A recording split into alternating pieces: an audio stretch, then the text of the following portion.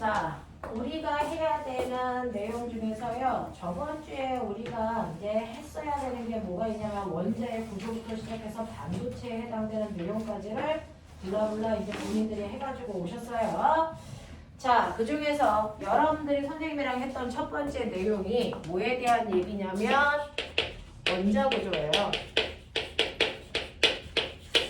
자, 원자라고 하는 거 안에는 세 종류의 입자가 들어있다 그랬어요. 원자의 중심을 중학교 2학년 때는 원자 핵이라고 불러요. 자, 근데 이 원자 핵 속에는 플러스의 정기적 성질을 띠고 있는 아이와 정기적 성질은 띠고 있지 않지만 질량을 가지고 있는 또 다른 입자도 있죠. 그 중에서 플러스의 정기적 성질을 띠고 있는 아이들을 우리는 양성자라고 부르고, 양성자의 개수가 몇 개냐에 따라 원자의 성질이 결정됩니다. 그 다음에 정기적 성질을 띠지 않는 아이가 중성자 이렇게 표현하고요. 그리고 그 바깥쪽에 마이너스의 정기적 성질을 띠고 있는 아이를 우리는 전자. 그래서 이렇게 원자 속에는 세 종류의 성격을 가지고 있는 입자들이 들어있습니다 라고 얘기하는 거죠. 근데 우리가 원자라고 부르는 아이는 조건이 있어요. 반드시 플러스의 전하량과 마이너스의 전하량이 같아서 정기적으로 어떤 상태? 중성인 상태를 띠고 있는 아이들만 원자라고 부른다. 중성이 아니면 원자라고 부를 수 없어. 이온이라고 부릅니다. 이온이라고 부릅니다. 그죠? 자, 그러면 이렇게 원자 속에 세 종류의 입자가 있다는 거 처음부터 알았어? 아니라는 거죠. 돌턴만 하더라도 원자 속에 이런 입자들이 있다는 걸 몰랐어요. 그래서 이러한 입자 하나하나 발견하기까지의 과정을 설명했습니다. 화학을 들은 사람들은 어렵지 않았을 텐데, 그 중에서 입자 중에 가장 먼저 발견된 게 뭐야? 전자예요. 전자가 가장 먼저 발견됐고, 이 전자를 발견한 사람이 누구? 톰슨. 톰슨이 전자 발견하는 실험? 이름? 그렇죠. 음극선 실험. 이 음극선 실험을 통해서요, 실제로 원자 속에 마이너스 전하를 띠고 있는 아이가 있는데, 그 아이는 질량을 가지고 있는 입자야. 그리고 얘가 똑바로 나아가려는 직진성을 가지고 있어. 그래서 이런 성질을 가지고 있는 아이를 나는 전자라고 할 거야 라고 한 사람이 바로 톰슨이었다. 맞죠? 자, 그런가 하면 두 번째 발견된 건 원자 핵이다. 원자 핵 발견한 사람 누구? 그렇죠. 러더포드. 러더포드가 원자 핵을 발견하는 실험의 이름? 그렇죠. 알파 입자 산란 실험. 알파 입자 산란 실험은요, 금속을 얇게 금속밥으로 만들었을 때 앞에서 알파 입자라고 하는 어떤 입자를 쏜 거야? 네, 헬륨, 양이온을 쏜 거죠. 그랬을 때 헬륨, 양이온이 뒤에 있는 막에 와서 부딪히는데 대부분은 직진한 위치 A에 부딪혀. 이걸로 내릴 수 있는 결론? 원자는 대부분 빈공간이야. 그렇다면 내가 찾으려는 원자 핵의 크기는 연락 작아, 이 뜻이야. 자, 그 다음에 정확하게 원자 핵이랑 부딪히면 헬륨, 양이온이 튕겨 나오지. 자, 그래서 두 번째 직진하지 않은 첫 번째 산란 위치가 생겨. 이걸 통해 알 수 있었던 거. 원자 핵의 질량이 대단히 크다. 됐습니까? 라고 하는 거 알 수 있고요. 그 다음에 깻잎 한 장 차이로 스치는 아이들은 바깥쪽으로 휘어서 두 번째 산란 위치에 부딪혀. 자, 이걸 통해서 알 수 있는 거. 네, 원자 핵은 플러스 전하를 띠고 있다. 그래서 이런 거 알아냈어. 자, 그랬다가 러더퍼드의 제자들이 원자 핵 속에는 양성자와 중성자가 있다는 것도 알게 되었다. 이렇게 되는 거야. 그치? 자, 그랬다가 자, 세 번째 누가 등장하냐면 보호라고 하는 사람이 등장하지. 자, 보호라는 사람은요, 우주에서 햇빛을 봤을 때 뭐가 생기는 걸 봤어? 선 스펙트럼이라고 하는 게 생기는 걸 봤단 말이지.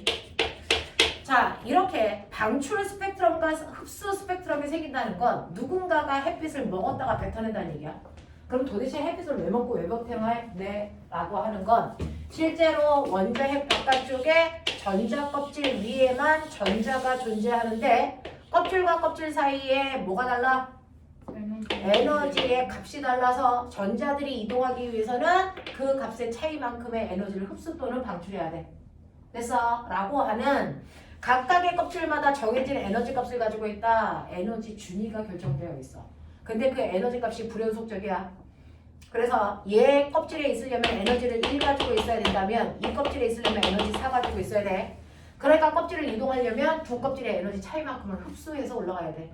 그렇기 때문에 흡수 스펙트럼이 생기는 거고 올라갔던 애들이 다시 내려오려면 그만큼의 에너지를 방출해야 돼. 이것 때문에 선 스펙트럼이 생기는 거야. 라고 하는 전자 껍질 개념을 도입해서요. 각각의 껍질마다 전자의 에너지 균이라고 하는 개념을 만들어서 흡수 스펙트럼과 방출 스펙트럼이 생기는 이유를 설명했다.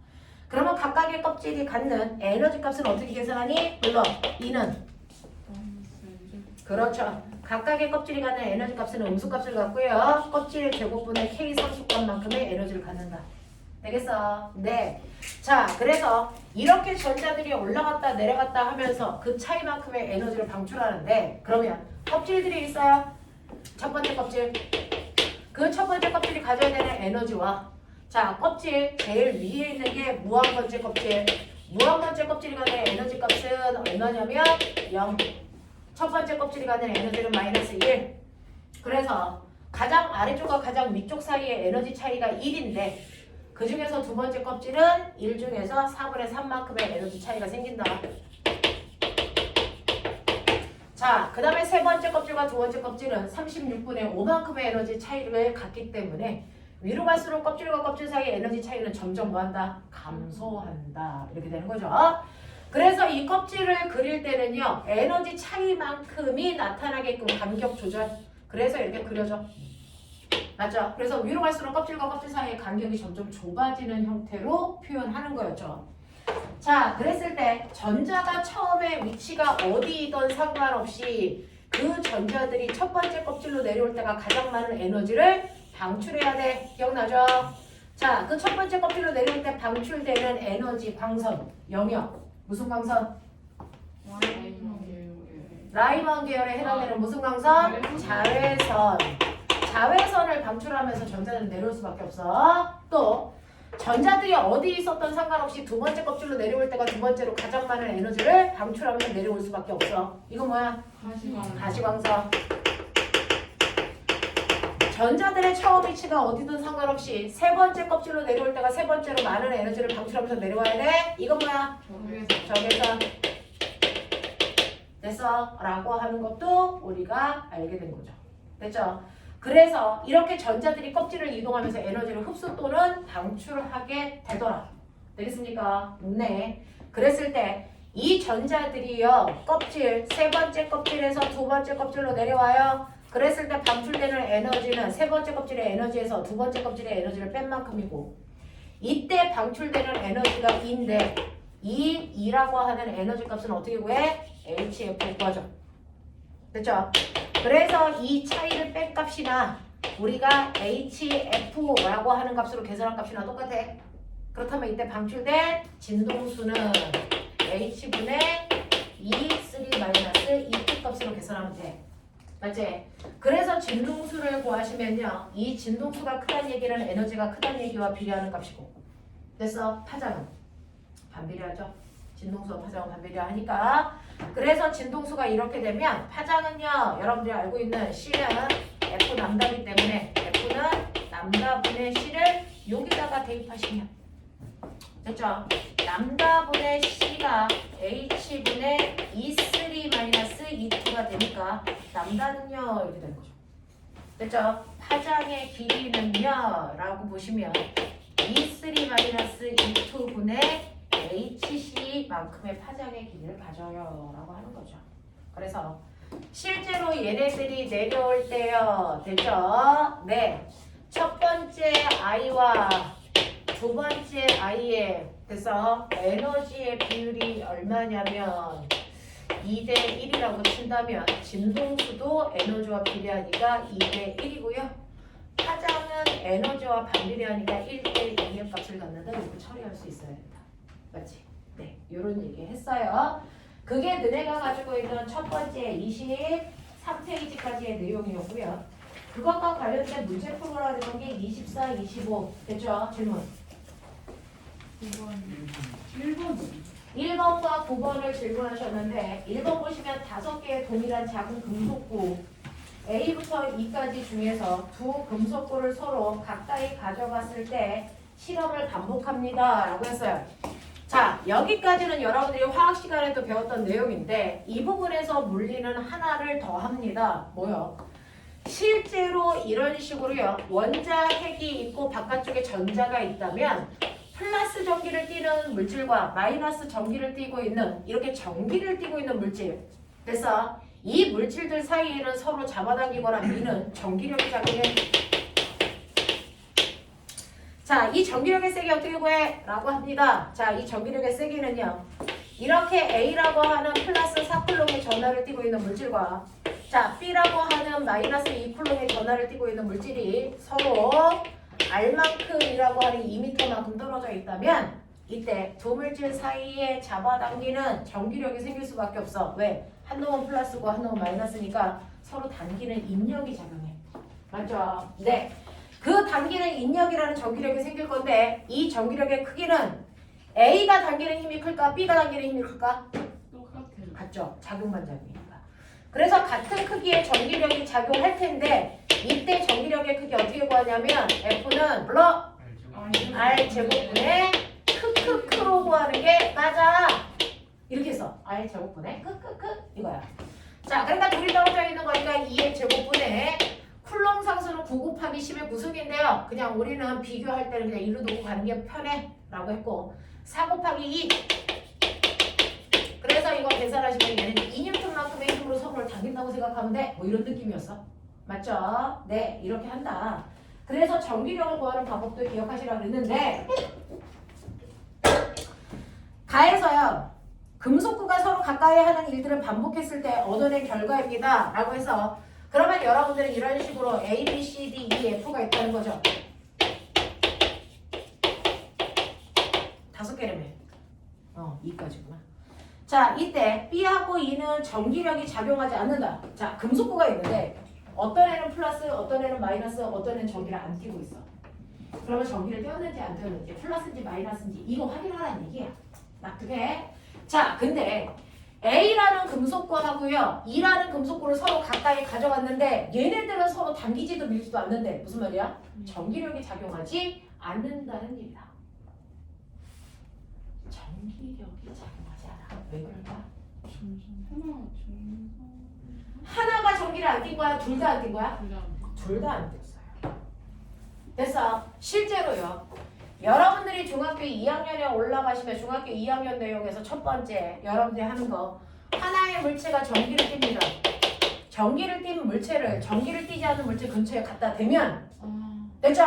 얘는 반드시 얘 때문에 뭐요? 정전기 유도가 일어나야 돼.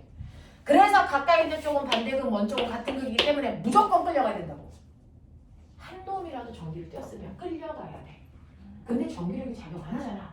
그럼 두 놈 다 전기를 띄지 않았다는 얘기야. 알겠습니까? 그래서 둘을 갖다 대는데 아무도 움직이지 않았다. 와, 두 놈 다 전기 안 띄었네. 이게 되는 거지. 납득이냐? 오케이. 그래서 이렇게 되는 순간 A도 B도 전기를 띄지 않았네. 둘 다 중성이야. 중성이야. 이게 납득이 돼야 돼요. 됐죠? 그러면서 기억하세요. 둘 중에 하나만 전기를 띄었을 때는 인력만 작용해. 밀렸다는 얘기는 둘 다 전기를 띄고 있는데 같은 극일 수밖에 없는 거야. 무슨 말인지 알겠어? 네, 이런 것들도 기억해. 자, 그 다음에 A, C는 서로 밀었대. 맞아. A와 C가 밀었다는 건 둘 중에 몇 개가 전기를 띄었다는 얘기야? 둘 다 떴어. 둘 다 전기를 띄었는데 무슨 극이야? 같은 극이야. 만약에 둘 중에 하나만 전기를 띄고 하나는 전기를 안 띄었다면 그때는 뭐만 작용해야 돼? 인력만 작용해야 돼. 청력이 생길 수가 없어. 무슨 말인지 알겠어? 그래서 청력이 생기는 순간은 둘 다 전기를 띄고 있을 때고 같은 극일 수밖에 없어. 그러니까 나는 이 새끼를 플러스로 잡으면 얘가 뭐가 돼야 돼? 플러스. 얘가 마이너스면 얘도 마이너스. 이렇게 분명하게 극을 띄고 있는 두 물질이야 라는 뜻이야. 되겠지? 그 다음에 D하고 E하고 야, 난 적어도 1번은 너네가 아는 내용인 줄 알았다. 중학교 2학년 거 다 하고 여기 왔을 거 아니야. 이놈의 새끼들이. 자, 그 다음에 보시면 D하고 E는 서로 당긴다 그래서요. D하고 E는 서로 당긴대요. 이게 중성이잖아. 근데 당기는 힘을 받았다는 얘기는 얘가 전기를 띄웠다는 얘기잖아. 무슨 극을 띄든 상관없이 얘는 무조건 당겨져. 알겠어? 그러니까 얘는 플러스일 수도 있고 마이너스일 수도 있는데 전기 꼈다는 얘기야. 알겠어? 네. 자, 그 다음에 자, A는 B, D, E를 끌어당긴다 라고 했어요. A 전기 띄었는데요. 얘가요. 얘도 끌어당기겠죠. 중성이니까. 그쵸? 당연합니다. 근데 D도 끌어당긴대요. 얘도 전기 띄었는데. 그럼 무슨 말이야? 정확하게 A와 D는 서로 무슨 극이다? 반대극이라는 뜻이겠죠. 그러니까 얘가 플러스라면 얘 뭐? 마이너스. 얘가 마이너스라면 뭐? 플러스. 이렇게 그거 결정하시면 된다는 얘기예요. 그 다음에 2도요 끌어당길 수밖에 없죠. 되겠습니까? 이렇게 돼. 그래서 이런 것들 판별하시라고요. 자, 그래서 A와 같은 종류의 전하를 띠는 금속고를 찾아보세요. A와 같은 급의 C밖에 없어요. 납득하겠죠? 자, 그 다음에 D를 가까이 했을 때 서로 끌어당기는 곡을 모두 찾으세요 라고 했는데 D를 갔을 때 가까이 끌어당기는 거는요. 얘랑 당겨요. 얘도 당겨요. 얘도 당겨요. 얘도 당겨요. 위어도 올도 다 당겨요. 무슨 말인지 알겠어? 이런 얘기잖아 이 사람들아. 됐죠? 자, 그 다음에 내가 졸려면 살짝 일어나야 돼. 졸면 안 돼. 일주일에 한 번 하는 수업이야. 자, 9번 가자. 표는 보호의 수소 원자 모형에서의 수소 원자의 에너지 준위를 나타낸 값입니다. 자, 첫 번째 껍질의 에너지 값을 마이너스 13.6이라고 하면 돼. 왜요? 여기서는 K라는 상수값을 준 거죠. 이게 얼마예요? 13.6이에요.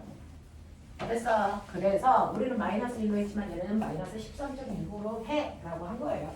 그래서 각각의 껍질이 갖는 에너지의 실제 값들을 얘는 이렇게 예쁘게 줬어요. 그리고 그 에너지에서 EV 이렇게 써 있잖아요.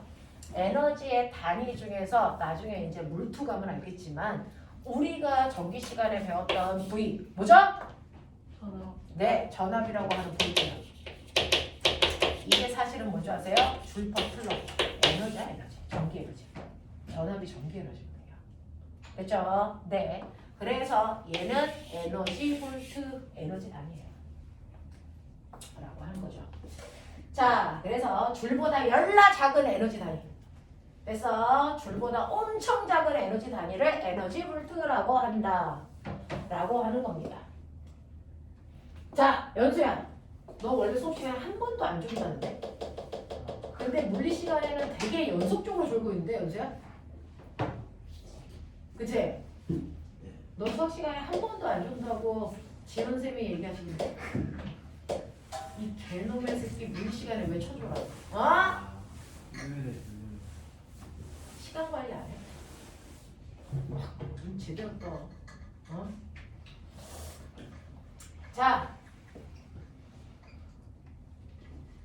까먹었잖아 너 때문에. 어디까지 읽었는지. 자, 표는 보호의 수소 원자 모형에서 수소 원자의 에너지 준이 이 n을 양자수에 따라서 나타낸 것이고 값이 이렇게 된 거고 여기에 대한 설명으로 옳은 것을 모두 골라보세요 라고 했는데 기억 보시면요. 자, 첫 번째 껍질인 상태에 있던 전자가요 5.1 에너지 볼트의 에너지를 갖는 광자 2개를 흡수하여 자, 두 번째 껍질로 전이할 수 있다라고 했는데 선생님 말씀드릴게요. 이건 나중에 아인슈타인이 얘기하는 광전 효과 가서 설명할 건데 실제로 전자 한 개는요 무조건 광자 한 개만을 흡수할 수 있다.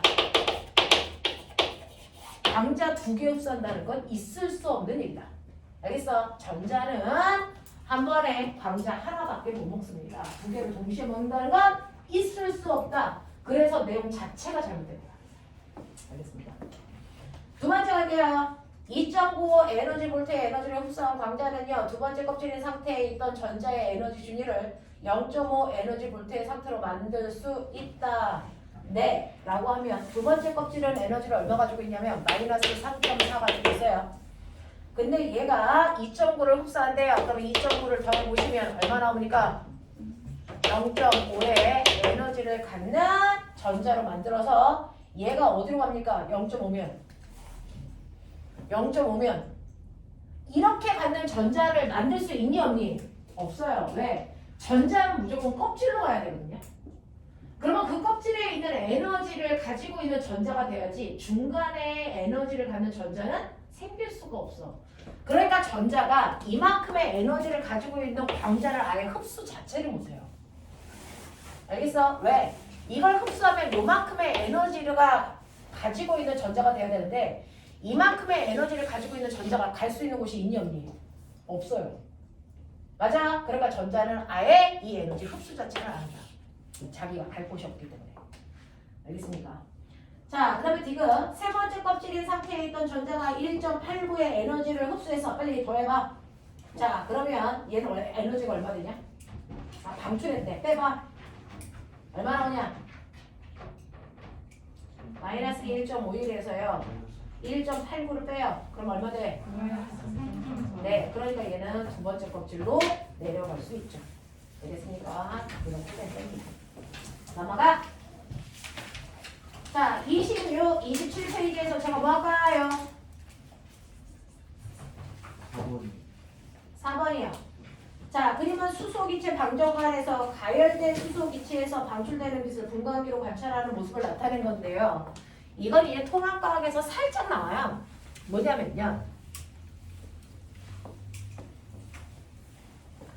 이렇게 햇빛이 막 나오는 걸 직접 눈으로 보면 무슨 스펙트럼이 보여야 돼? 연속 스펙트럼.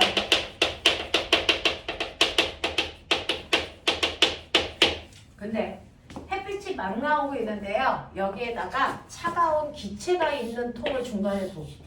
저온에 기체가 있는 통을 중간에 두면 햇빛이 차가운 기체를 통과해서 나한테 올 거 아니야.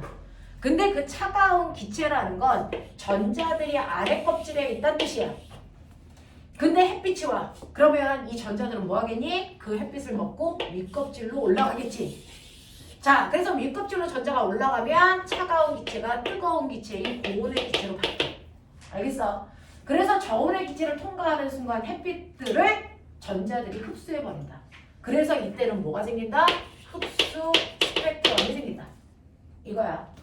그래놓고 이제 차가운 애가 뜨거운 애가 됐어. 그리고 햇빛을 끄면 어떤 일이 발생합니까? 뜨거운 기체가 다시 제자리로 돌아가서 차가운 기체가 되려고 해요. 그러면서 가지고 있던 에너지를 방출하면서 됐어. 무슨 스펙트럼 만들어요? 선 스펙트럼이 만들어져요. 이렇게 되는 거거든요. 이게 통합과학에 있습니다. 자, 그래서 여러분들 보시면 그림은 수소기체 방정관에서 가열된 뜨거운 수소기체예요. 그럼 얘는 이제 뜨거워졌으니까 뭐 해주고 싶어? 차가워지고 싶어.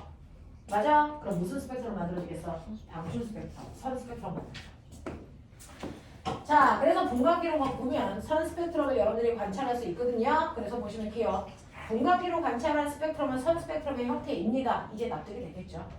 두 번째, 분광기를 이용하여 맨눈으로 라이먼 계열을 관찰할 수 있습니다. 라고 했는데 꼬맹아, 맨눈으로 라이먼 계열을 네가 보면 너는 사람이 아니야. 알겠으니까 라이먼 계열이 뭐죠? 자외선. 오케이. 자외선을 눈으로 볼 수 있니? 그러니까 이걸 읽고 병신 이렇게 느낌이 왔어야 돼. 알겠어? 네, 이걸 막 고민하고 있으면 안 돼. 너네들은 이걸 볼 수가 없어. 이걸 보면 곤충 스타일이야. 알겠어? 난 곤충이구나. 이런 거 느껴져야 돼. 자, 지금 수소 원자의 에너지 순위가 양자화되어 있다. 자, 양자화라는 건 뭐냐면요. 됐어?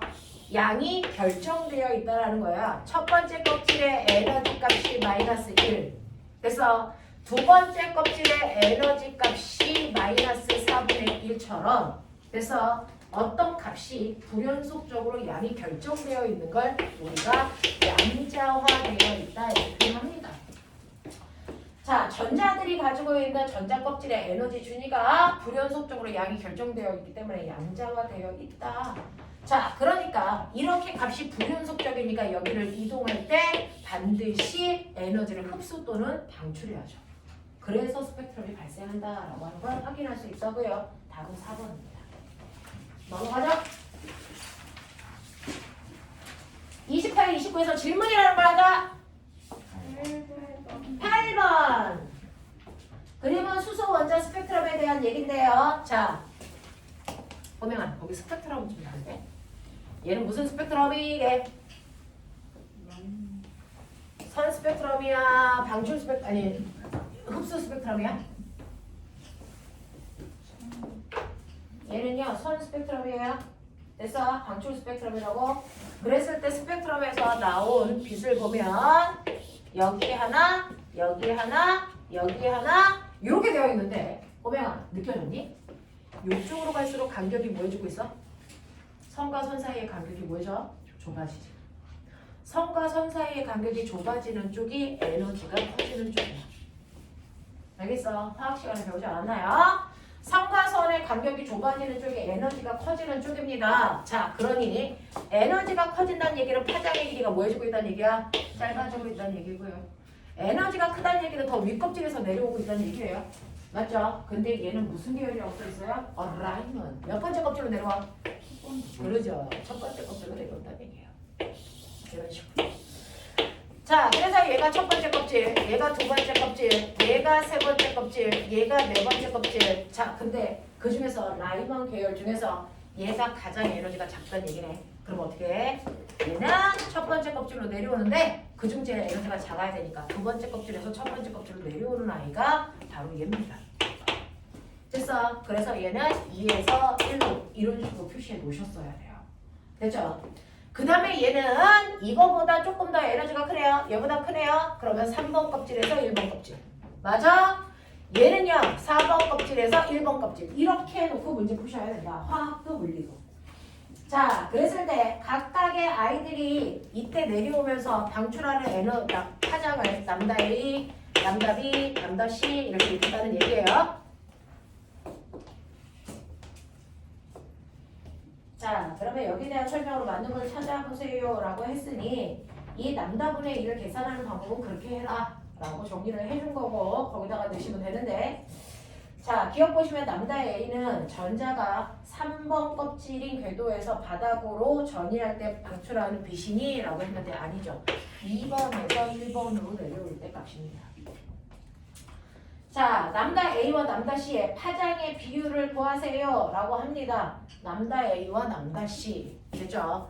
얘하고 얘 파장의 길이 비교하래요. 거기다가 넣고 파장값 구해서 하셔도 되고요.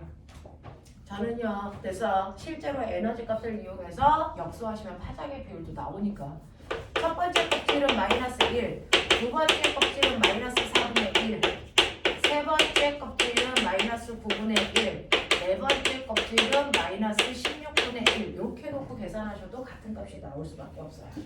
됐죠?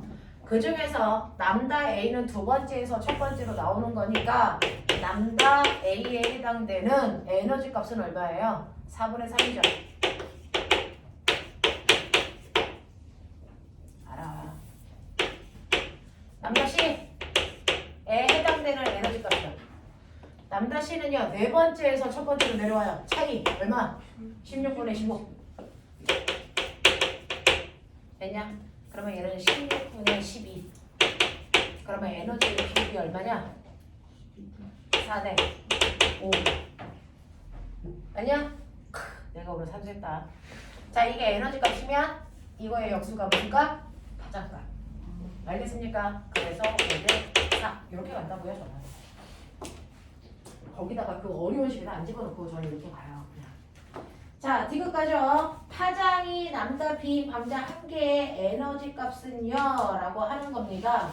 자, 여러분들 거기에서요 파장이 람다 B라고 했어요. 람다 B는 어디에서 어디로 와요? 세 번째에서 두 번째로 와요. 됐어? 그러면 꼬맹아 거기다가 3 집어넣고 빨리 계산. 그죠? 3 집어넣고 계산. 그리고 1 집어넣고 계산.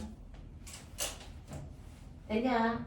그래서 3 집어넣어서 계산한 값에서 1 집어넣어서 계산한 값을 빼. 했냐? 이걸 내가 할 수는 없어요. 어차피 틀릴 거라서. 난 최선을 다하는데 틀릴 거야. 자, K모 빨리 해라. 했냐? 뺐냐? 자, 그렇게 하시면 그게 바로 내가 얘기했다. 람다 됐어. 3분의 1에 해당되는 값 구하고 람다 1분의 1에 해당되는 값 구해서 이거 빼서 절대가 그래서 네, 그러면 이거 파장의 길이의 역수. 파장 길이의 역수 값이 바로 뭡니까? 남나분의 C죠. 되겠냐? 그럼 파장값의 역수가 이거예요. 맞아? 그러면 이걸 구해놓으시면 여러분들은 이거 에너지가 없으면 이렇게 되죠. 그러니까 여러분들이 이걸 구해놓으시면 이 모습으로 만들려면 이 값에다가 어떻게 하시면 돼요? 그 값에다가 뭐 하시면 돼요? CH를 곱하시면 되겠죠? 맞죠? 네, 그렇게 하시라고요. 그랬을 때 그 모습 나오니? 이 모습 나오니? 안 나오니? 어떻게 나와? 불러줘. 9분의 8. 9분의 8 HCR 이렇게 넣어? 맞아요? 네, 그래서 앞에 있는 숫자가 잘못됐대요. 언니, 구하는 방법은 알겠죠? 자, 근데 이렇게 잘 안 보여요. 선생님처럼 그냥 껍질에 에너지 값 구해서 빼버리시면 됩니다. 이런 모습. 자, 30, 31 질문. 없어. 자, 호명아, 저번 주에 결석했던 세 사람. 자, 빨리. 하나, 둘, 또 누구였어? 네. 자, 이해 안 되는 거. 이 부분에서. 빨리. 지호 이해됐어? 오케이. 야, 베트남 이해됐냐? 망고 가져와. 자, 야, 그리고 너는 저번 주에 왜 결석했냐? 학원 시험 있어가지고. 아, 무슨 하고 발레 다니는 거 아니야, 새끼 저거? 자, 30, 31 됐죠? 갑시다. 자, 그럼 고체, 에너지 T 이론과 물질의 전기전도성이라고 하는 우리 이제 이 부분 했었는데요. 실제로요, 이런 식으로 원자는 구성되어 있는데 그 원자들이 결합을 해서 물질을 만들고 그 물질들의 상태를 보면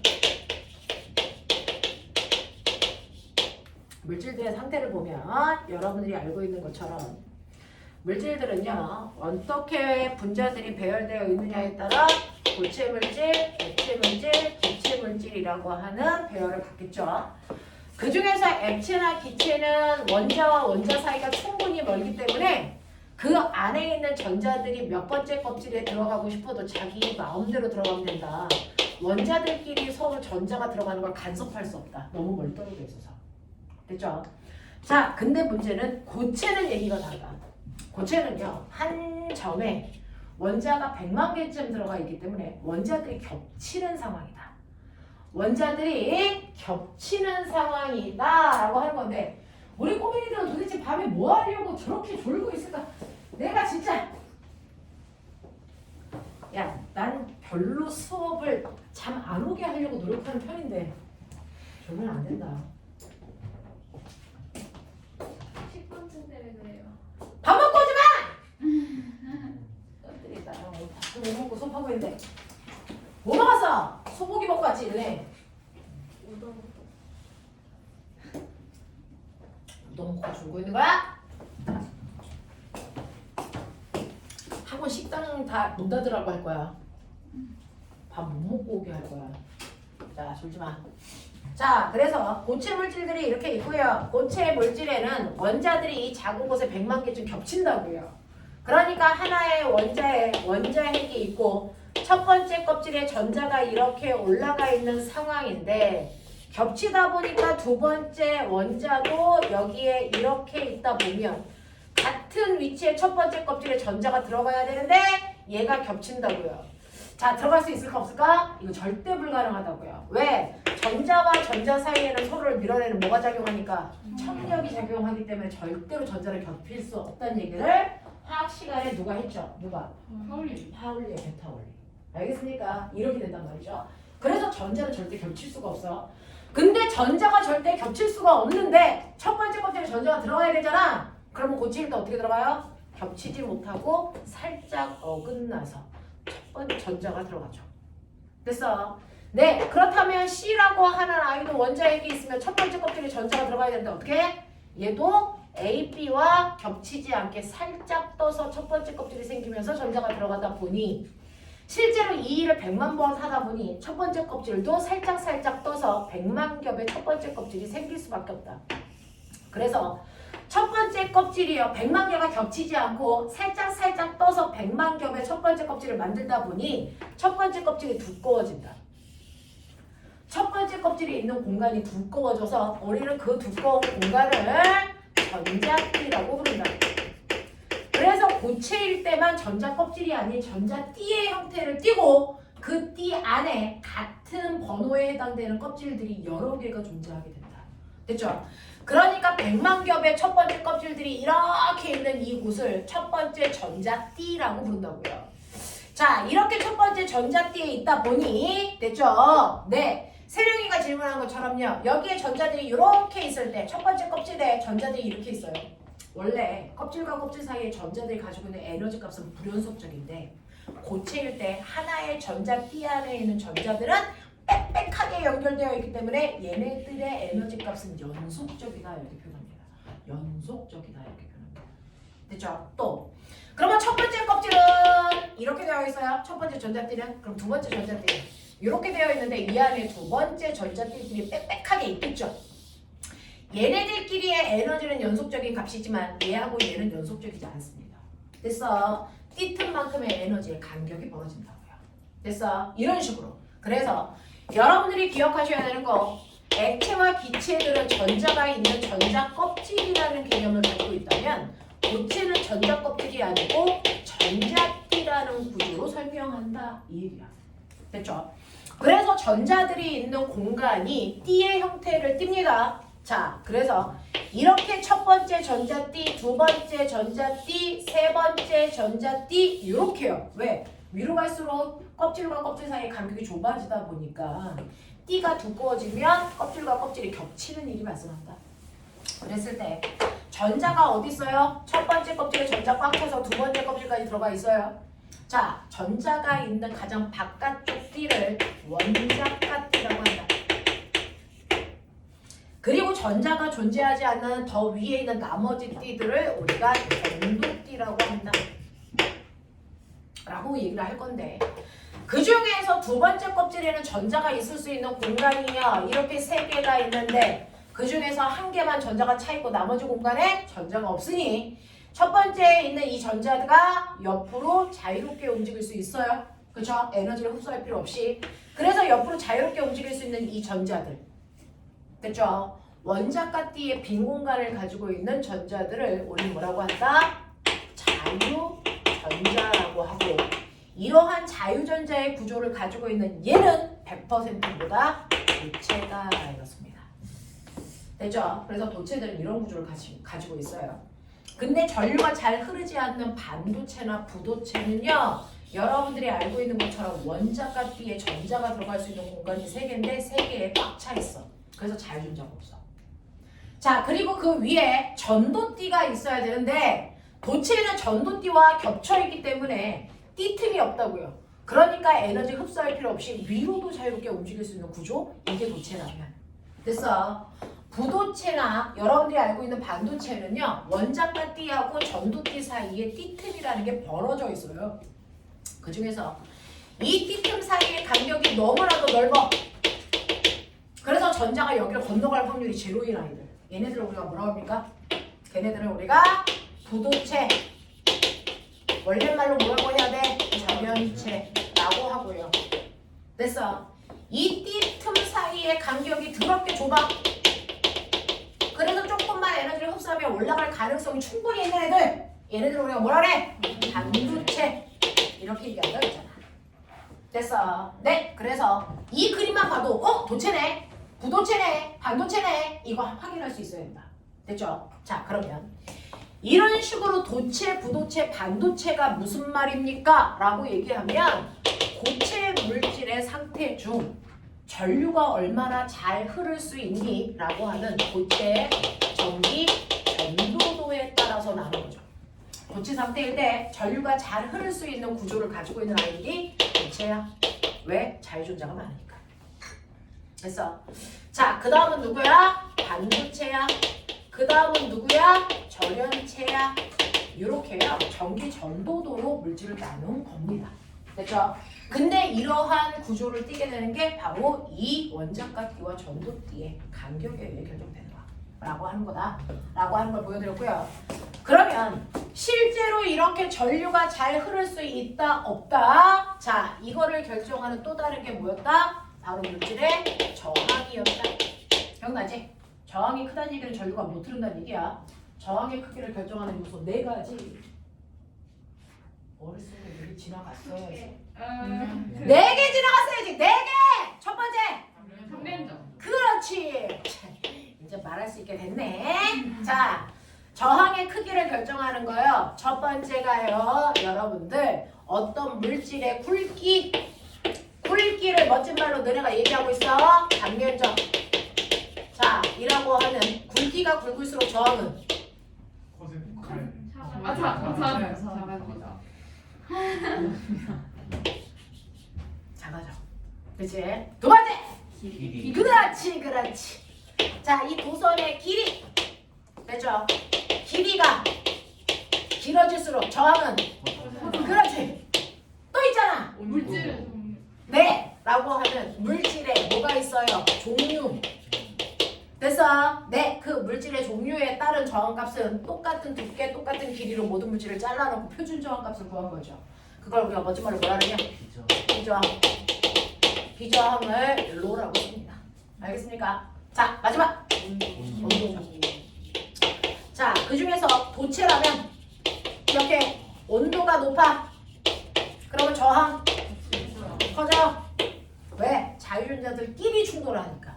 그치? 네. 자, 반도체나 부도체라면 온도가 높아지면 저항값은 오히려 줄어들어. 왜? 자유전자가 생기니까. 알겠어. 그래서 실제로 저항의 크기를 구하는 식이 로, T, 온도에 따른 비저항값. 맞죠? 네. 거기에서 뭐예요? 부분의 T. 이렇게 되더라. 기억나죠? 자, 이런 식으로 해서 물질마다 저항의 크기를 결정할 때 이런 것들이 있어. 라는 얘기를 블라블라 했어요. 내용이 되게 별거 아닌데 쪼각쪼각 내놔가지고. 42, 43 질문.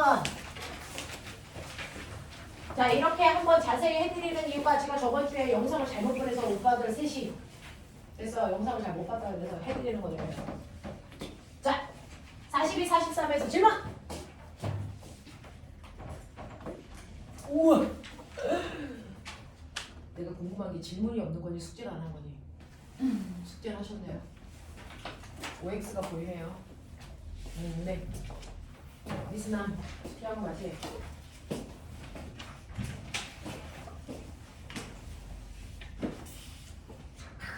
야, 너는 영상 잘 못 봤는데 어떻게 숙제는? 얘들아, 뒤지는 듯? 영상 다시 보내줄 테니까 해봐. 네. 망고 갖다 줘! 저 새끼 또 이마트 가서 망고 사오는 거 아니야? 좋아하세요? 아니, 안 좋아해. 선생님은 과일과 야채를 별로 안 좋아하는 스타일이죠? 고기가 최고죠. 너네 무슨 고기 좋아하니? 저거 소고기. 우와! 나는 소고기를 별로 맛있는지 모르겠더라. 전 닭고기. 헐. 난 돼지고기. 삼겹살. 삼겹살. 헐, 삼겹살. 너네 모르는 세계가 있어. 삼겹살에 맥주 한 잔. 그걸 벌써 알면 너네 약간 문제가 있는 아이들이다. 피자도 어떻게 먹어야 돼? 피자와 맥주 한 잔. 모르는 세계지. 알면 안 돼요. 알면 안 되는 세계지 새끼야. 어디 거기 발을 들이려고 해. 피자는 콜라가 아니고 맥주랑 먹을 때 가장 맛있어요. 너네 아직 모르는 세계 많지? 치맥. 해! 괜찮아. 이런 거죠. 자, 오시면 44, 45에서 질문 없다 그랬으니까 넘겨볼게요. 자, 46, 47. 혹시 질문 있으면 7번과 2번. 57. 자, 그림은 고체 H의 에너지 T를 나타낸 것입니다. 자, 그 중에서 원자값 T와 A 보세요. 전도 T 붙었죠? 이 새끼 누구야? 부도체. 됐어요? B는 반도체 아니면 부도체겠죠. 자, 그 중에서요. 여기에 대한 설명으로 맞는 걸 찾아보세요 라고 했는데 꼬맹아 A, B는 도체하고 부도체라는 거 확인했는데 그 옆에 기억니은 보세요. 전하 다르기가 뭐냐면 전류를 흐르게 해주는 물질들이야. 그러면 전류를 흐르게 하는 물질들이 많을수록 전류가 잘 흐르니 적을수록 잘 흐르니? 그러니까 우선 많은 게 누구냐? 기억이. 네, 기억이겠죠. 그러니까 기억이 A죠. 니은이 B죠. 이렇게 보시면 되겠죠? 알겠습니까? 오케이. 여기에 대한 설명으로 옳은 걸 찾아보세요 라고 했으니까 기억 A는 도체이다 빈고입니다. 자, A가 니은이니? 아니죠. 기억이죠. 온도가 높을수록 B의 전하 나르게의 밀도는 됐죠? 자, B는 부도체인데요. 온도가 높아질수록 전류 잘 흐른다 그랬고요. 전류가 잘 흐른다는 얘기는 전하 나르게의 역할을 하는 물질들이 많아진다는 얘기입니다. 알겠습니까? 그래서 3번으로 가시는 게 맞고요. 자, 7번 가죠. 그림은 어떤 고체 내에서 전류가 흐르는 과정을 에너지띠를 이용해서 모식적으로 나타낸 것이고 표는 규소와 다이아몬드의 띠 간격을 나타낸 것입니다. 파란색 부분은 에너지띠에 전자가 차 있는 것을 나타낸 것입니다. 자, 그러면 얘는 띠 간격이 있죠? 적어도 반도체 아니면 부도체일 겁니다.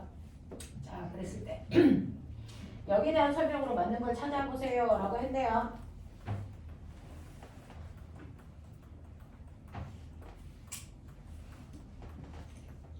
자, 띠 간격 좀 봐. 띠 간격 누가 높냐? 다이아몬드. 그러니까 다이아몬드는 부도체고 규소는 반도체 정도로 보시면 돼요.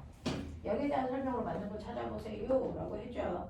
기억의 A는 고체 내부를 자유롭게 이동할 수 있다라고 했습니다. 얘가 위로 올라갔죠? 그럼 자유롭게 움직일 수 있죠? 자유전자라는 얘기입니다. 자, 그 다음에 니은 B로는 전자가 이동할 수 없다라고 합니다. B로 전자가 내려올 수 있냐 없니? 내려와요. 에너지 방출하면. 됐죠? 에너지를 흡수하면 올라가고 에너지를 방출하면 다시 내려옵니다. 자, 그래서 니은은 틀린 거고요. 지금 규소는 온도가 높을수록 기억으로 전이하는 A의 수가 많아지죠. 그래서 자유전자가 늘어나기 때문에 반도체들이 전류가 잘 흐릅니다. 그 다음에 리을 상온에서 다이아몬드는 기억으로 전이하는 A의 밀도가 규소보다 많겠니? 적죠. 띠 간격이 크니까. 알겠습니까? 이런 얘기. 8번이요. 8번은요, 가나다. 자, 얘네들의 자 종류를 불러보세요. 가는 뭐겠니? 상대적으로 절연체. 절연체. 나는 도체. 도체. 다는 반도체. 됐네. 됐어. 자, 그러면 여기에 대한 설명으로 옳은 걸 찾아보세요 라고 했으니까 기억 가는 아무리 큰 에너지를 흡수해도 원자과 띠의 전자가 전도띠로 전이할 수 없다라고 했는데 상온에서는 불가능하지만 인위적으로 에너지를 많이 공급하면 올라가는 새끼들은 존재합니다. 아무리 에너지를 줘도 못 올라가는 건 아닙니다. 됐죠? 쉽지 않다는 뜻이죠. 자, 그 다음에 니은 전기 전도도는요 나가 제일 크고 다고 가예요. 네, 니은은 맞네요. 자, 그 다음에 상온에서 다의 전도띠에 전자가 존재하지 않습니다 라고 하는데 상온에서는요 반도체는 가끔 올라가는 애들도 있어요. 그래서 아예 존재하지 않는 건 아닙니다. 적다라는 뜻이죠. 그래서 디귿은 틀렸어요. 이해돼? 네. 자, 48, 49 질문. 5번? 9번. 11번. 11. 어? 10번. 10번. 9번, 10번 보자. 자, 그림은 수소 원자의 에너지 준위를 양자수에 따라서 나타낸 것이고요. 규소와 저마륨의 T 간격을 온도에 따라 나타낸 것입니다.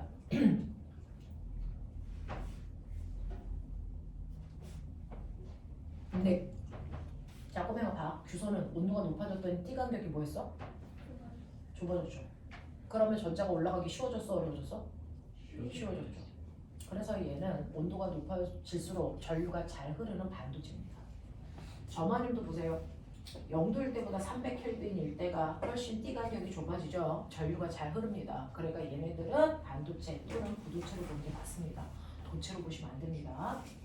자, 그러면 여기에 대한 설명으로 맞는 걸 찾아보세요 라고 했는데 기억 규소와 저마륨은 온도가 높아지면 비저항 값은 증가하니 감소하니? 저항은 증가해 감소해? 감소하죠. 전류가 잘 흐르는 상태로 바뀌니까. 자, 발머 계열의 빛은 규소 원자. 자, 발머라는 건 무슨 말이냐?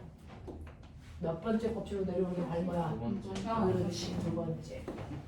자, 그러면 두 번째 껍질로 내려올 때 에너지 차이요.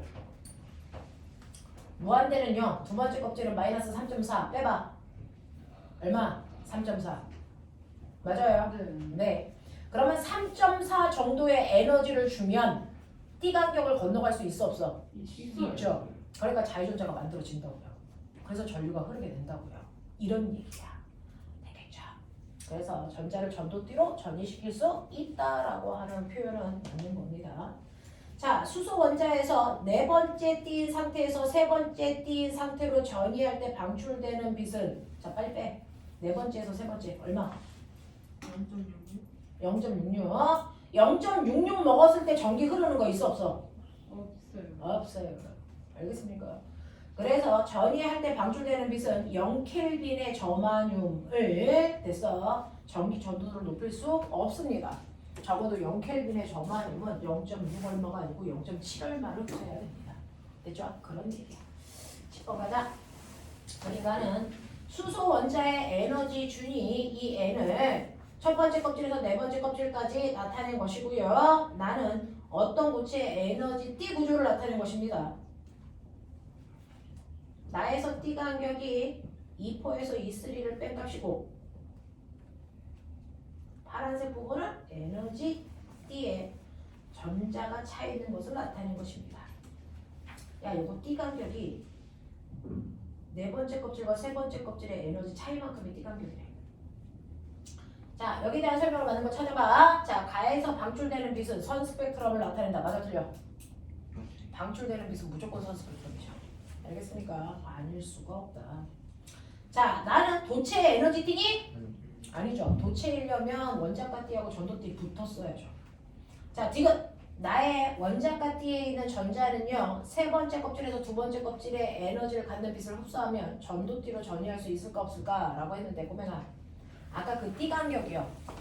띠 간격이 네 번째에서 세 번째에 해당되는 에너지를 뺀 값이랑 같다 그랬지?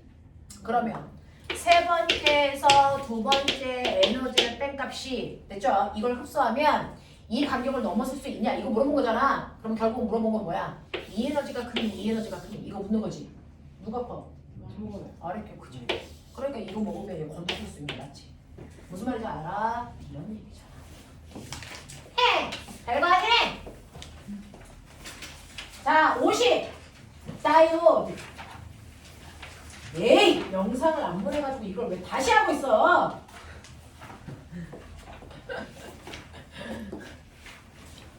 내가 만든 일이나 어쩔 수가 없어. 다이어트 기억이 안 나서 그게 무슨 닥쳐!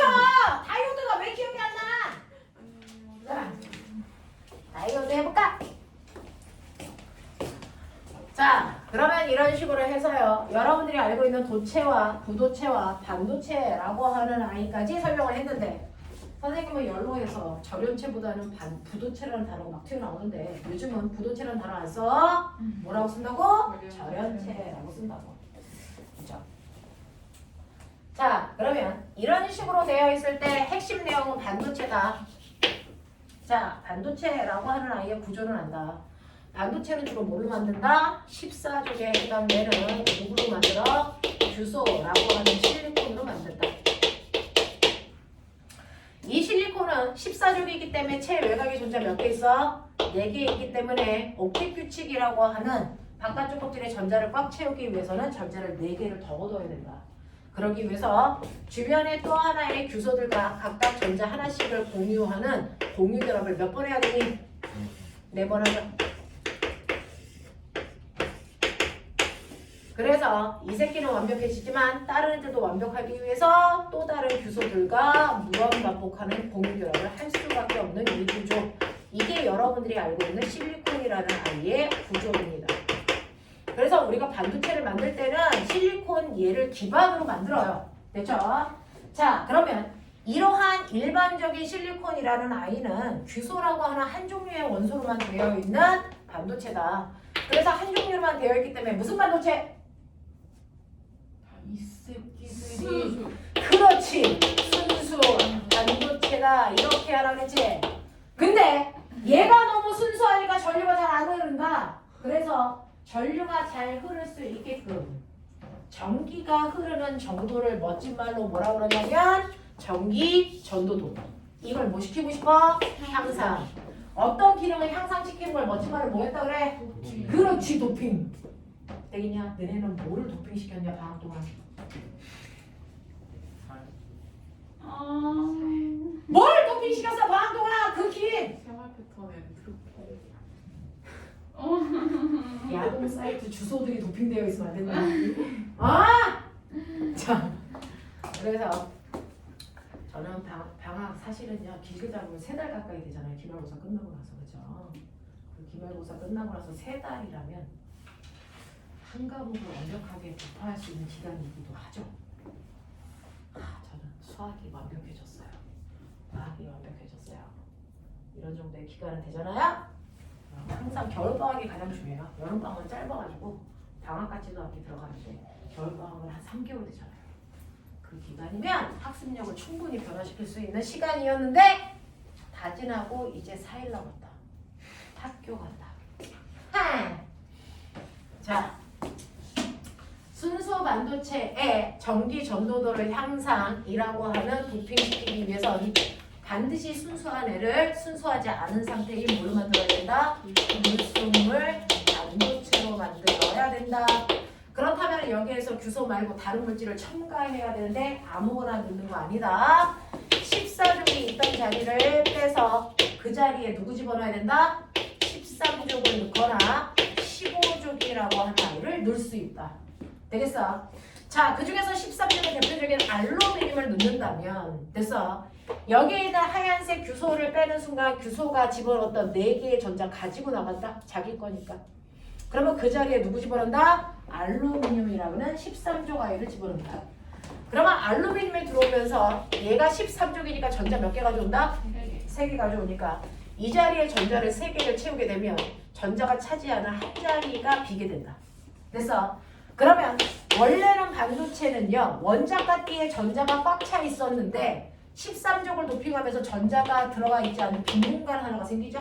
이 빈 공간을 우리가 뭐라 그러냐면 구멍 공차 쓰는데 원래는 전자라고 하는 마이너스가 있었어야 되는데 그 전자가 빠져서 상대적으로 마이너스가 약해지니까 플러스의 성격을 띠고 있는 구멍이 생긴다. 그래서 플러스라고 하는 양의 성질을 띠고 있는 구멍, 마지막 양공이 생겨요. 그래서 13족을 도핑하는 순간 양공이라고 하는 아이들 때문에 전류가 잘 흐르게 되죠. 양공이 생기는 순간 얘가 옆으로 자유롭게 움직이는 자유전자가 되니까. 그래서 양공이 바로 전류가 잘 흐르게 해주는 전하, 누구? 나르기의 역할을 하는 거야. 그래서 없었던 전하, 나르기들이 생기면서 전기 전도도가 좋아지는 거죠. 자, 이런 13족을 도핑해서 양공을 만든 반도체를 우리가 포지티브형 반도체, P형 반도체라고 불렀다. 납득. 자, 그렇다면 15족인 인을 도핑한다고 치자. 그러면 알루미늄 대신에 인을 집어넣으면요, 됐죠? 인이 들어가면서 자기가 가지고 있는 최외곽의 전자 몇 개 넣고 싶어? 5개. 근데 전자가 들어갈 수 있는 구멍은 몇 개밖에 없어? 4개밖에 없으면 5번째 전자는 들어갈 수 없죠. 얘는 어디로 갑니까? 여기 꽉 찼으니까 그 위에 전도띠에 들어가면 얘가 자유롭게 움직이는 뭐가 된다? 자유전도가 된다. 됐어? 그래서 15족을 도핑하는 순간 자유롭게 움직이는 자유전자가 생겨. 되겠어? 네, 자유전자는 마이너스니까요. 얘가 네거티브형 반도체이고 얘가 바로 전류를 잘 흐르게 해주는 전하 나르게 역할을 하는 겁니다. 되겠어? 그래서 14족으로만 되어 있을 때보다는 13족이나 15족을 도핑하면 전하 나르게의 밀도가 커지기 때문에 전류가 잘 흐르는 물질로 바뀌어요. 알겠어요? 네. 자, 그래서 P형 반도체와 N형 반도체를 만들면요. 이 P형 반도체와 N형 반도체는 따로따로 쓰는 게 아니고 한 덩어리 안에 한쪽은 P형 반도체로 도핑하고요. 한쪽은 N형 반도체로 도핑을 해서 한 덩어리 안에 반도체가 2종류가 한꺼번에 들어가게끔 만들어 놓으면 되겠죠. 자, 2개의 반도체가 들어있어요. 2개를 더블해서 다 따온 단어로 뭐 다이오드, 다이가 2개란 뜻이야. 다이오드라는 반도체를 만든 겁니다. 됐죠? 이렇게 다이오드를 만들어 놓고 전류가 잘 흐르는 방향으로 전압을 걸어야 되겠죠? 전류가 잘 흐르는 방향으로 전압을 걸어주는 걸 우리 멋진 말로 뭐라 그래요? 순방향 전압을 걸었다. 그 순방향이 바로 P형 쪽에 플러스 극이 오게끔 거는 거다. N형 쪽에 마이너스 극이 오게끔 거는 거다. 납득? 됐어? 이렇게 P형 쪽에 플러스 극이 오게끔 하면요. P형 쪽에 있는 양공이라는 플러스의 성격을 띠고 있는 구멍이 플러스에 의해서 밀려 접합면 쪽으로 가죠. 마이너스 극에 있었던 자유전자가 마이너스 극에 의해서 밀려서 얘 또한 가운데 접합면 쪽으로 가서 자유전자와 양공이 접합면에서 만나면 자유전자가 빈 공간인 양공을 타고 아싸 이렇게 돌아버리겠죠. 그래서 전류가 잘 흐르는 형태가 된다. 알겠습니까? 네, 이렇게 돼요. 자, 그래서 이런 식으로 만들어 놓은 걸 우리가 반도체라고 하고요. 그 반도체 중에서 가장 유명한 다이오드가 뭐가 있다고요? 발광 다이오드. 그래서 발광 다이오드는 바로 N형 쪽에 있는 윗껍질에 있는 전자가요. P형에 있는 두 번째 껍질에 구멍이 있어요. 두 번째 껍질에 있는 양공으로 얘가 내려오는 거죠. 근데 두 번째 껍질로 내려오니까 가시광선을 방출하겠죠. 그 빛 때문에 밝아라고 느끼는 거죠. 알겠어? 이렇게 만든 게 발광 다이오드예요. 자, 그런 것들을 여러분들한테 설명을 해드렸고요. 자, 그랬을 때 이제 문제 풀러 갑니다. 62, 63에서 질문이라는 걸 해봐. 1번 1번 6번이 6번, 11번 볼게요. 자, 6번은요, 의미가 없어요. 이거는 이제 별로 의미가 없는데 이걸 왜 집어넣은지 모르겠는데 상공에서 상원에서 규소가 있던 자리에다가 15족을 도핑합니다. 자, 규소가 있던 자리에 15족을 도핑을 하면 15족 한 개를 도핑할 때마다 자유전자 몇 개 생겨요? 한 개씩 생겨요. 그러니까 여기에 도핑을 몇 개 했대요? 10의 16승. 알겠어? 10의 16승을 자유전자 밀도가 10의 16승이다라고 했네요. 자, 이 순수한 반도체의 10의 16승의 원자에다가 자유전자를 얼마만큼 집어넣습니까? 10의 6승배만큼 집어넣고 싶어요. 됐어? 10의 6승배. 10의 16승에 10의 6승배만큼 집어넣고 싶으면 몇 개 집어넣어야 돼요? 10의 22개가 생기겠죠. 알겠어? 이런 얘기야. 그냥 이런 게 있다라고 하는 거. 이거 왜 만들어놨는지 모르겠어. 자, 그래놓고 11번? 몇 번 물어봤냐? 11번. 자, 11번 갈게요. 자, 11번은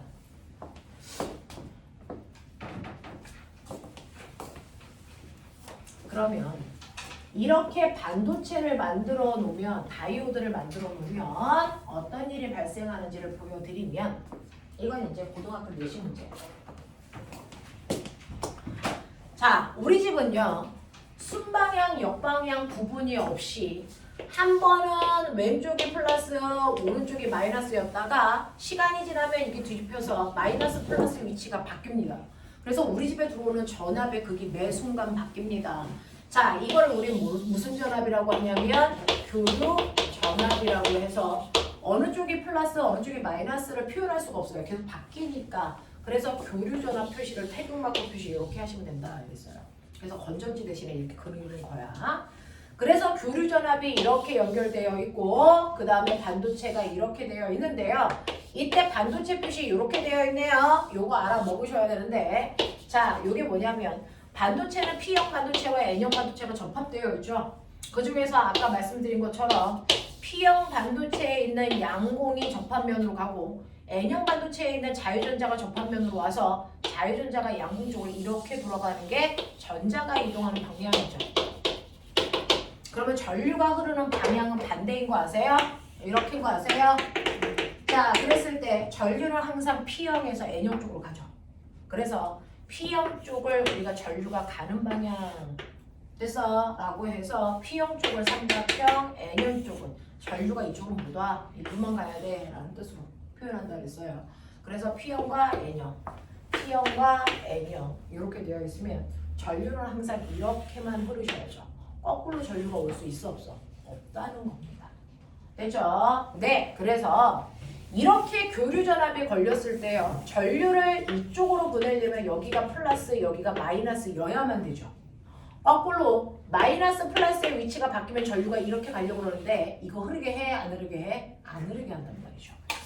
그러니 이렇게 되어 있는 반도체로 연결을 하면 우리 집은 사실은요. 전류가 흐르게 하는 순방향 전압도 걸리고 역방향 전압도 걸리는 매 순간 교류 전압이 걸려요. 됐죠? 그 중에서 반도체를 연결하면 순방향이 걸렸을 때만 전류가 흐르고요. 역방향이 걸린 전류는 반도체 때문에 못 흘러서 여기 전류가 안 흐릅니다. 그쵸?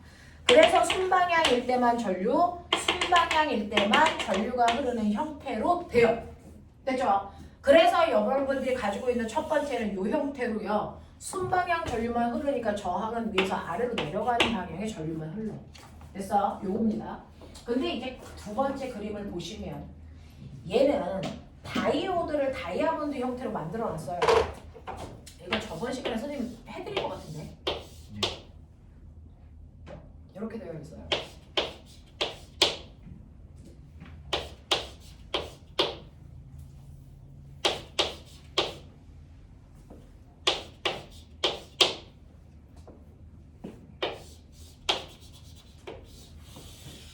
이렇게 되어 있어요.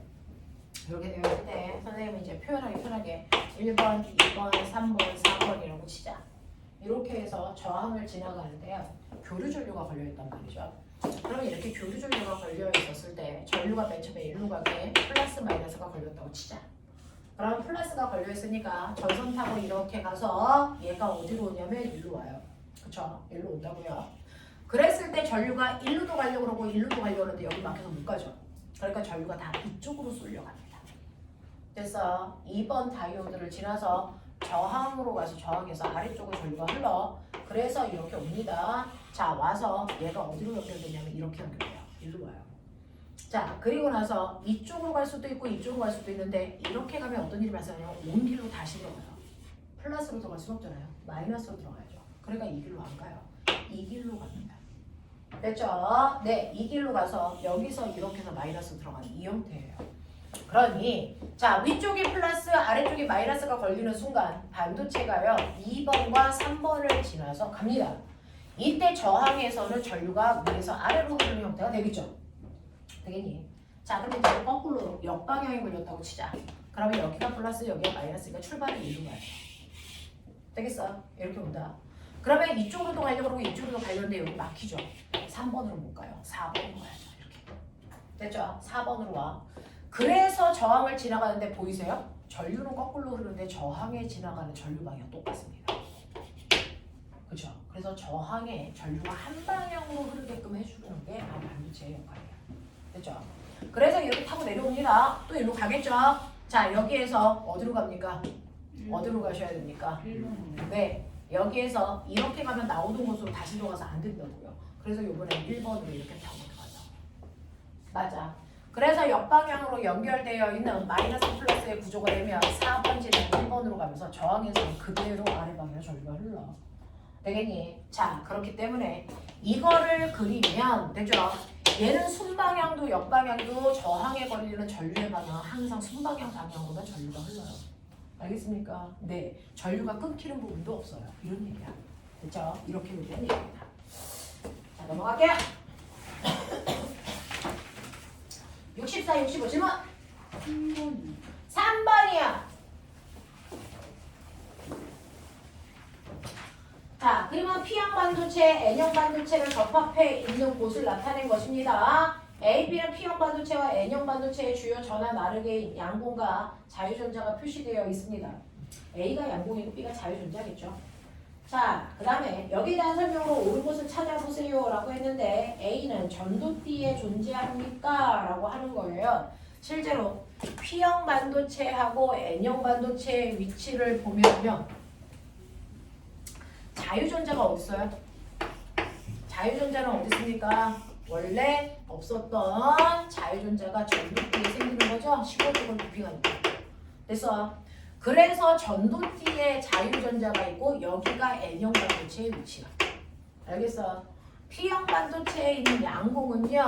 원자가띠에 있습니다. 여기에 있는 게 양공이에요. 그래서 양공의 위치는 P형 반도체 양공의 위치는 원자가띠에 존재하고요. 자유전자는 전도띠에 존재합니다.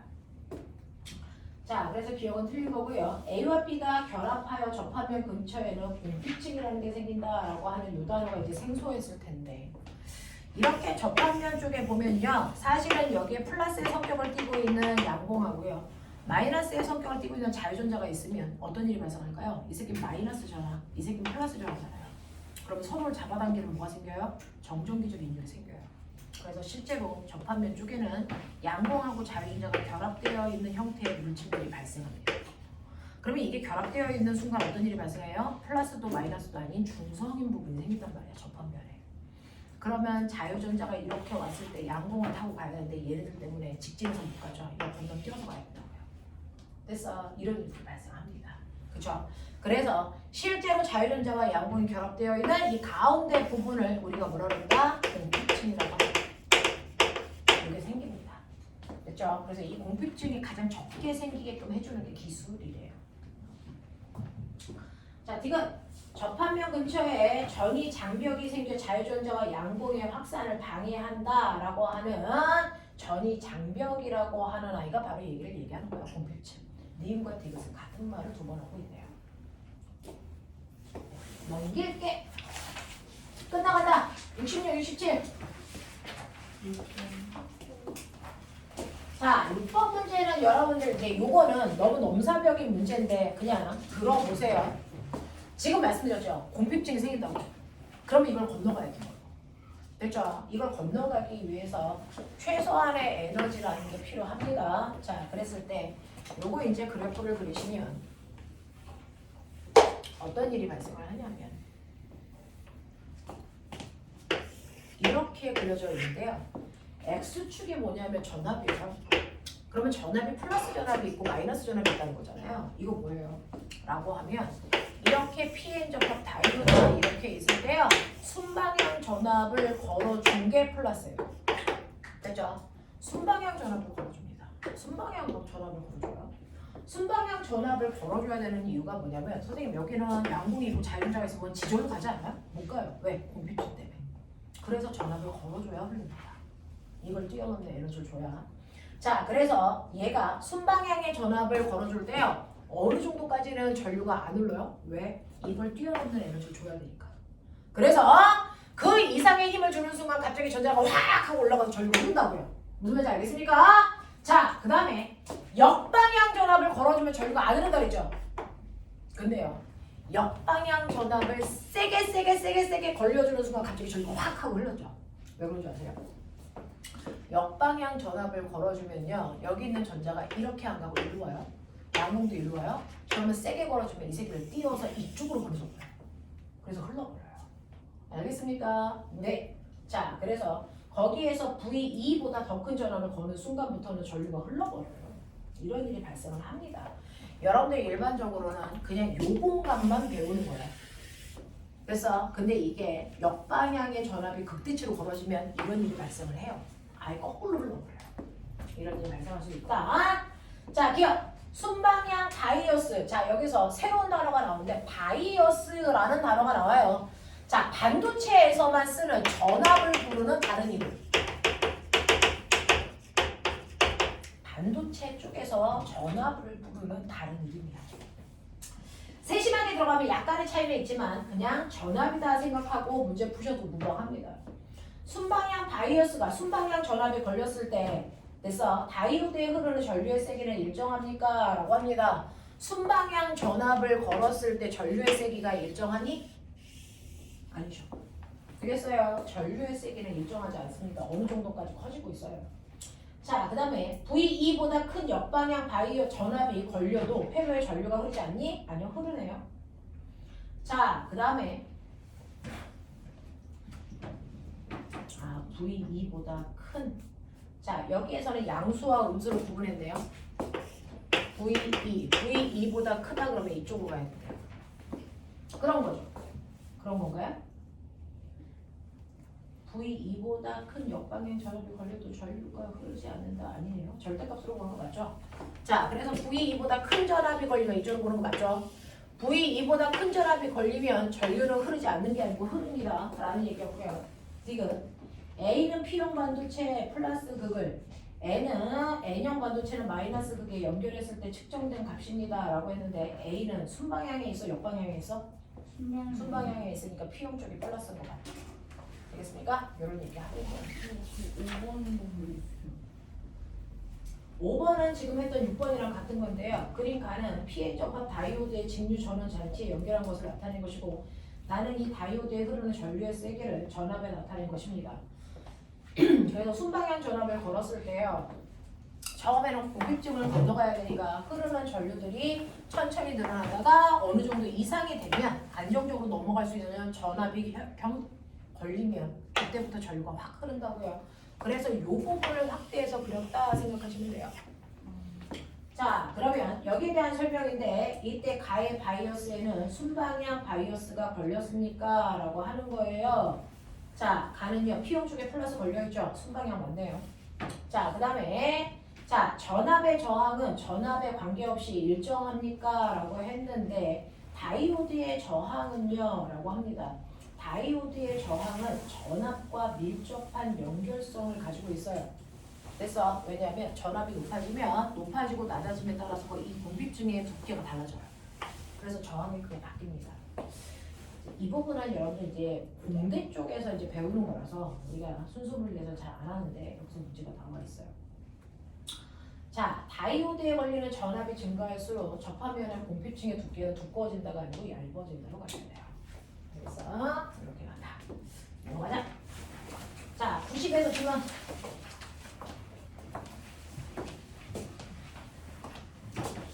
없어요? 됐어요? 네. 조금만 빨았다가 어느 정도 나갈게요.